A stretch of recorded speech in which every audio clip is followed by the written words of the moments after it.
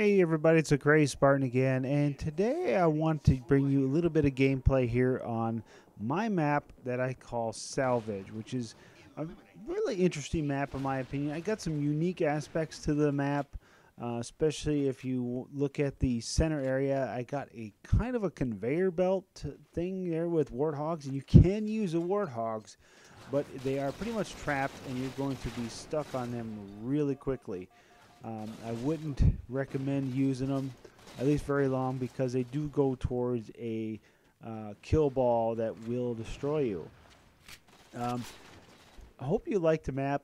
Give it a try. Play it with a group of friends, like 4v4 or 5v5. It's definitely come a long way since its first iteration, so I hope you do like it. Anyways, today I kind of wanted to go over some of the comments that I have in some of my other videos. So let's go ahead and jump into a few of those right now. Alright, the first comment I want to get into is Mr. Michelangelo Catalano, which actually posted here, "I hope the city is open world like in ODST." Now this is in my concept art video. If you haven't checked that out, please go do so. Check out that concept art. It's really interesting, as this is a little piece of what will be coming in a future Halo title.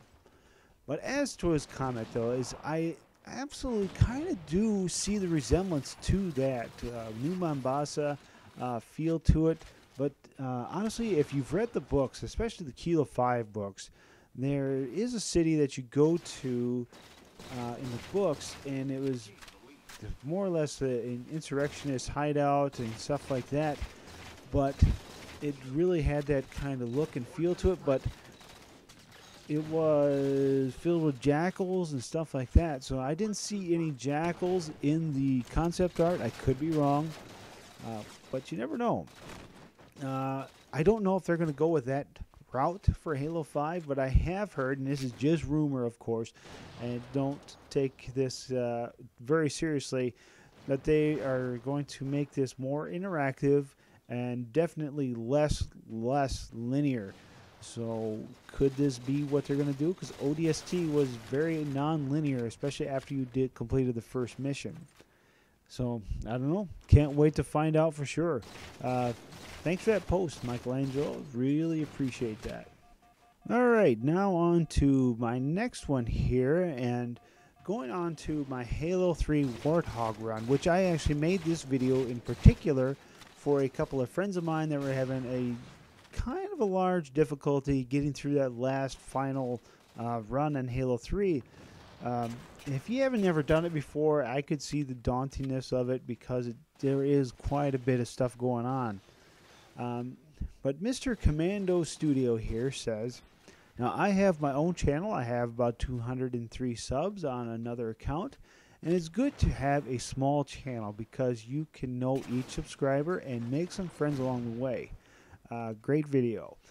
So honestly, I have to agree with you 100%, Commando, because one of the things I absolutely love doing is getting online and having so many people there ready and willing to play some Halo 4 and jump into kind of whatever we want to do, and that is matchmaking, or that is custom games now. And custom games is becoming really popular, especially among us. I personally have really been enjoying it lately because I like the variety in maps and stuff. Now I actually made another playlist, or another video on the BTB network, which is called the Cartographer's Playlist. That basically references a Halo 3 type of thing that they used to do. Is they would have like about 20 to 30 cartographer maps, community-made maps, then they put it into one playlist, and they would update it, or they would bring it out for like a weekend or a week, and then let it be gone for a month or so, and that was so fun because there was just so many different maps. It just never got boring. Even when they do that here in Halo 4, they bring out a community cartographers playlist.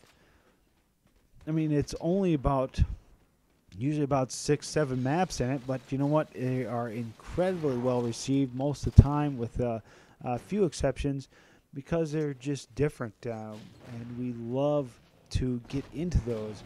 As DLC is a problem, and I know 343 recognizes it as a problem. How are they going to actually address it? I don't know. Maybe with the cloud servers, they are going to be able to do a lot more stuff in the future. So, thanks again, Mr. Commando. I mean, that really hits the nail on the head as to why I like a small channel. I mean, I would love a bigger channel, but there's something special about a smaller channel. Thanks again for that comment. All right, on to my next one here. This is actually on my Battle Royale video. This one here is from Carl's Commentary, and this says, "Thanks so much for the shout out, man." I mean, honestly, it's not a big comment, nothing crazy, but you know what? I have such fun playing with some of these other guys on YouTube, and if they do something special, you know what? I feel that I really should pay them back in some way and give a shout out, because they are such incredibly nice people. Most of the time, I haven't really come across anybody that is rude or obnoxious in any way, shape, or form. So yeah, I'm going to give a shout out to you if I get to enjoy playing some games online with you, especially if you are another YouTuber. I mean, I just love doing that. And again, that goes back to the previous comment here, is that's what's so awesome about being a smaller channel. Now, I hope I don't ever become a super huge channel and go along with that I get a super huge head and become rude and obnoxious myself, because that is definitely not the way I want to go. And if that's the case, please somebody tell me, say, "Hey, Craze, you're being a jerk. You better knock that garbage off," because honestly, I don't ever want to do that. There's no reason to be just because I'm a huge channel, or in the future, because I sure as heck ain't huge now. But if I'm ever a huge channel and I'm just going to be a jerk to smaller channels, I mean, come on, that's just not right. Smaller channels, they got their stuff that they're working on. They're doing their own thing. There's no reason to be a jerk that way. So yeah. Anyways, back to the comment, which was Carl's Commentary. Again, if you haven't checked out his channel, you really need to do so. He does an excellent job. No problem with the shout out, man. I do definitely love doing that type of stuff. And let's see, going down here in the same video here, Mystifying Hawkeye. He says, "Nice outro music. How did you get it?" And to be absolutely honest, how I get that music is I made that music. Right, it's not great by any means, in my opinion. There are some definitely better music creators out there, but with all the copyright stuff going on, and I mean, I got to come up with something so it's not just completely boring at the end. And if you ever tried using the audio thing on YouTube, it is such a huge pain.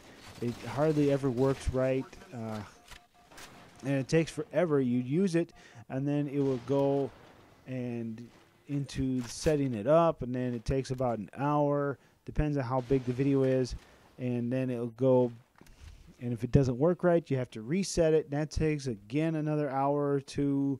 So yeah, it's kind of a pain in the butt. So I had to come up with some way to make up my own music. I do hope you like it. I mean, it's nothing spectacular, but it is something I created myself. So thanks again, Mystifying Hawkeye, for that awesome comment. All right, now on to my next one, my next comment here, and this is from my ranks and how do they work video.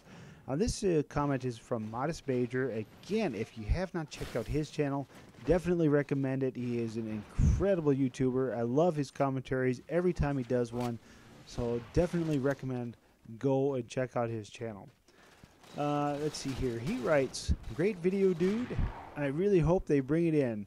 I literally don't care if it is just a copy and paste of StarCraft 2.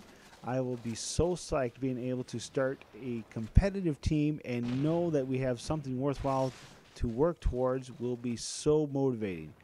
Halo 4, I feel, is uninspired towards progressing through the ranking system. I am completely indifferent to it, and I would have to agree with that 100%, because the ranking system CSR is very hidden unless you know it's there, and that's on Halo Waypoint. You got to go to a different website to check it out, and it's such a pain in the butt because sometimes it works, sometimes it doesn't. And if you want to check out the last gameplay, I get error codes almost all the time, and maybe just me, I don't know, but I get quite a bit of error codes when I do get into that, looking into the CSRs up. Now mine I already know, but when I want to look up other players' CSRs, it does present a problem.